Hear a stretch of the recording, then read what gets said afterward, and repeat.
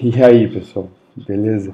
Tem mais um videozinho, é só esse, um segundo videozinho. Aqui é só coisa para você não vai ter trabalho, né? O trabalho está todo no outro, né?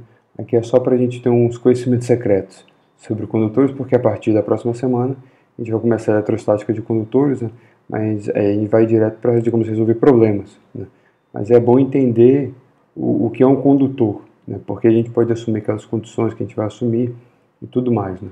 Então aqui seria uma, uma passagem, né, digamos, do assunto da lista 1 para o assunto da lista 2. Esses conhecimentos são secretos, ninguém sabe, só fica só entre a gente. Então, você tem coisas no Ashcroft, aqui faltou uma vírgula, no Ashcroft, no Heights, são dois livros diferentes, e no Griffiths. Né? O Griffiths menos, né, só alguns comentários.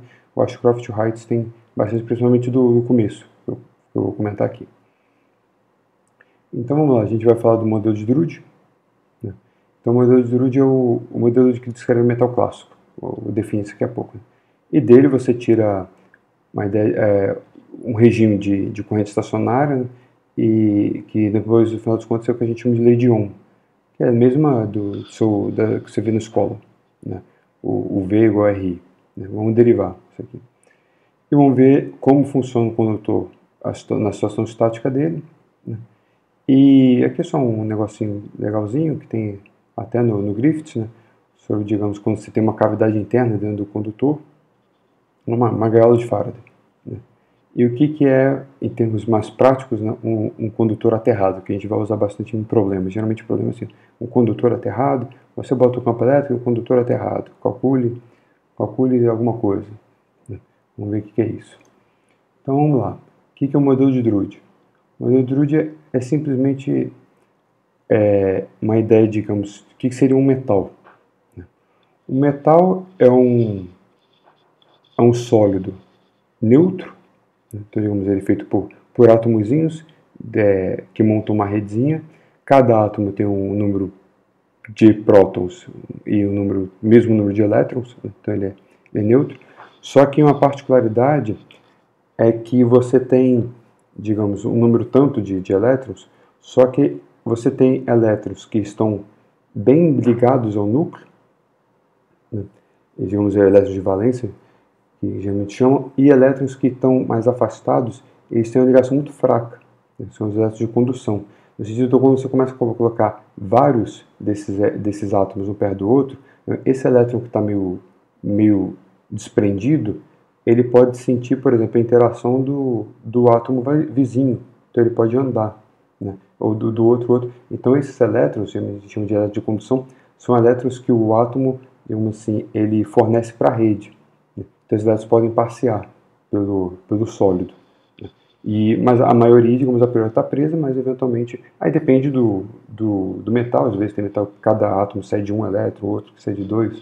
Né? Mas esses elétrons, né, podem passear pela rede. Né? Seriam esses vermelhinhos aqui.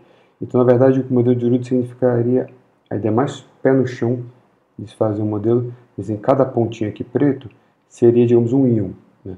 Então, vamos supor que você tem Z prótons e Z menos 1 elétrons. Né? Então, esse cara tem uma carga efetiva, digamos, 1. Né? E esses vermelhinhos são, com a setinha, são os elétrons de condução. Né? Então, esse elétron, a priori, ele completa esse átomo, mas ele está meio solto. Então, ele pode andar. Então, os pontos aqui na rede seriam, digamos, íons e os elétrons passeando por esses íons. Aqui você considera como se fossem rígidos. Né? Essa rede é rígida, então aqui tem um espaçamento, por aí cai. Esses caras não se mexem e esse daqui se mexe. Aí, do jeito mais clássico possível, é simplesmente imaginar que isso aqui são bolinhas. Né? Então aqui, é tipo aqueles experimentos aqui, você tem um monte de prego e você joga um monte de bolinha em cima, essas bolinhas vão andando e vão batendo, vão batendo. Né? Então esses elétrons estão passeando aqui, eles vão batendo, e você considera que o choque, essa interação entre elétron e íon, seriam choques elásticos. Né? Então ele vai batendo e vai se movendo. Né? Então esse elétron livre, que eu quero dizer que eles não estão agarrados ao átomo, mas eles vão batendo nos íons. Né? Aí você tem dois parâmetros que caracterizam o modelo de Drude, que depende do material. Um é a densidade eletrônica, né, de cargas livres. Então é quanto o número de elétrons que você tem passando por volume. Né? Então não é ρ. ρ é a densidade de carga por volume. Esse daqui, se você multiplica pela carga do elétron, é ρ. né? É rho dos elétrons livres, né? Mas é número, 50 elétrons numa coisa cúbica, né? Num volume cúbico, num elemento de volume, né? Que você tem, né? Nesse seu material. Então, quanto maior a densidade eletrônica, mais elétrons você tem para passear na rede. E o outro é o tempo médio de colisão. Tem relação, para definição aqui, né? Tem relação, digamos, como é esse seu material, para ver se quanto tempo, em média, um elétron passeando aqui, ele vai demorar para acertar alguém na rede. Então ele anda, acerta o cara, passa um pouquinho de tempo, eventualmente acerta. Não quer dizer que ele vai acertar a cada tantos segundos que é esse tal, mas esse tal é o tempo médio, né? Que tem um monte de elétron passeando, eventualmente eles ficam batendo, quanto tempo demora para eles bater. O modelo também assume que você não considera que um elétron bate no outro, né? Esses elétrons só batem na rede, né? Então esse aqui é o tempo médio de colisão do elétron na rede. É isso o modelo, né? Agora, como se implementa esse modelo? Primeiro, vamos dizer assim, você está dizendo que, em média, a cada tal segundos, o elétron acerta, né? Então, se você soltou um elétron e deixou passar um tempo dt, qual é a probabilidade durante esse dt, ele acertar algum íon, né? Essa probabilidade de dt por tal, né? Isso é mais ou menos evidente, né? Então, guarda essa informação. Então, agora vamos pegar esse elétronzinho, a priori pode ir batendo para lá, para cá. Obviamente, se nada, se o seu condutor, ninguém está atuando sobre ele, o elétron anda para um lado, bate, aí ele volta, bate para o outro, bate. Então, no final das contas, ele vai para lugar nenhum, né? Porque ele pode bater em qualquer direção. Então, na verdade, na média, ele fica sempre rodando no mesmo lugar. Mas agora, se você chega e aplica um campo externo, uma força externa, caso seja um campo elétrico, né, a situação muda. Então, vamos supor que você aplicou, estou botando no F, mas vai ser um campo elétrico. Vamos supor que no tempo T, aquele elétron é muito P. Aí você botou uma força externa nele. Então, depois de um tempo dt, vamos supor que ele não colidiu.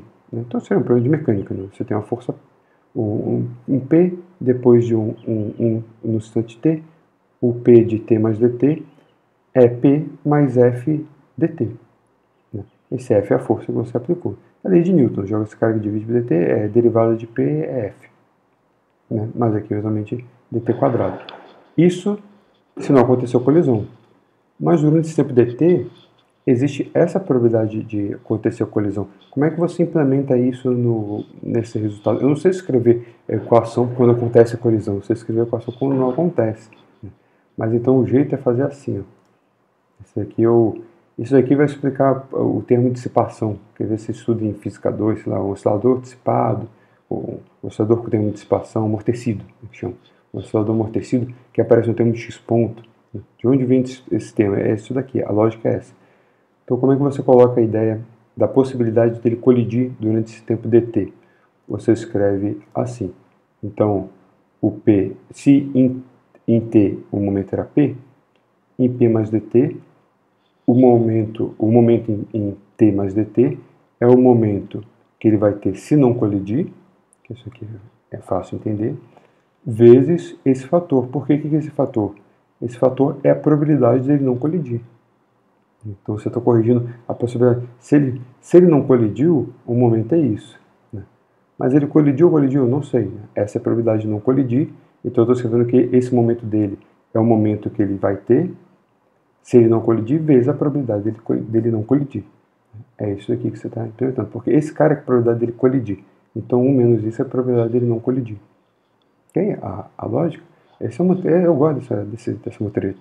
Acho legal. Agora você pega e abre. Aqui, né?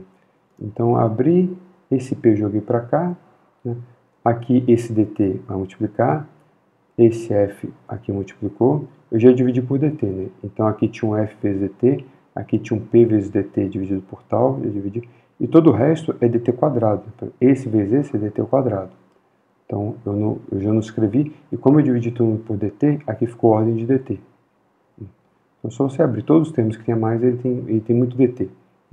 Então, agora eu joguei o dt, dividi para lá para cá, faço para a equação, quero a equação no instante t, né, uma equação diferencial, faço dt a zero. Aqui virou a derivada, né? Então esse cara virou a derivada, virou f mais esse termo, joguei ele para cá, né? Então ficou assim. Aí você ganhou esse termo extra, que é o termo de dissipação.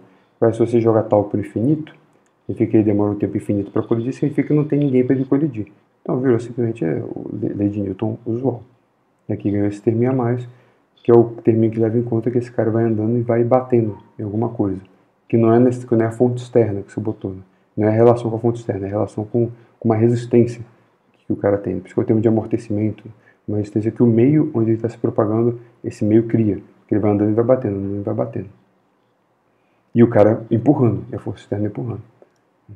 Então vamos pegar essa força externa no campo elétrico constante uniforme. Então é a carga vezes o campo. O campo aqui é o E, esse é um vetor constante. A carga é menos, eu botei módulo para ficar evidente que esse aqui é a carga do elétron, então é menos módulo de Ezinho. Módulo de Ezinho é a carga do próton. Então é só substituir na equação. A equação é bem fácil de fazer. Vamos escrever aqui em componentes. Joguei esse cara para lá de novo, ficar aqui, menos, componente I. Agora eu vou tirar um menos e um tal em evidência aqui. Tirei o tal em evidência, então aqui ficou multiplicando por tal. Aí peguei esse cara e dividi. Aqui. Aí ficou assim. Tranquilo. Dá para resolver assim também, né? Equação homogênea e equação particular. Né? Mas aqui é trivial integrar. Né? Então passei para cá, vamos integrar. Então integrou, aqui vai dar menos t sobre tal. Aqui é para que essa daqui integral é dx sobre x mais constante. Né? Então é logaritmo desse cara. Então dá logaritmo desse cara e uma constante de integração. Eu botei aqui dividindo aqui ci. Agora eu tiro o exponencial dos dois lados. Né? Vai ficar isso daqui exponencial de menos t sobre tal. Joguei o c para cá e isolei o p. Então deu esse cara, que é a solução não homogênea. Essa aqui que é a solução homogênea. Está aqui. Você volta para vetor, aqui é vetorzinho. Isso daqui que cada componente é uma integral diferente, cada componente tem uma constante de integração. Aqui só para escrever bonitinho, vamos supor que em t igual a 0, o momento era P0, eu voltei para a notação vetorial. Então eu fixei essa constante para ficar assim. Né? Então aqui você bota t igual a 0, corta, fica esse cara. Né? Esse c eu chamei disso e isso. Né? Só para ficar assim. Mas independente, repara dessa constante, na verdade, se essa situação ela permanece por um certo tempo, né, um tempo suficiente, que tempo suficiente é esse? Né? Esse t fica maior do que o tal, ou bem maior que o tal, esse tempo geralmente se chama de transiente, porque durante esse tempo a solução é essa. Né? Então aqui tem uma solução meio esquisitinha. Mas olha se o t vai crescendo, se o t ficar maior do que esse tal, esse fica exponencial de número muito pequeno. Então se o t ficar bem maior que tal, esse cara some, esse cara some. Né? Então depois desse período, que a gente chama de transiente, você tem o regime estacionário. Então aqui tudo some, até que você pode ver, esse cara some e fica isso. Então o momento da constante, essa constante aqui. Então o momento do cara é constante, proporcional ao campo elétrico. Repare que o termo de dissipação faz isso. Se você não tem um meio para ele ficar batendo, aqui é mecânica newtoniana. Né? Você bota uma força externa, a velocidade fica linear no tempo. Né?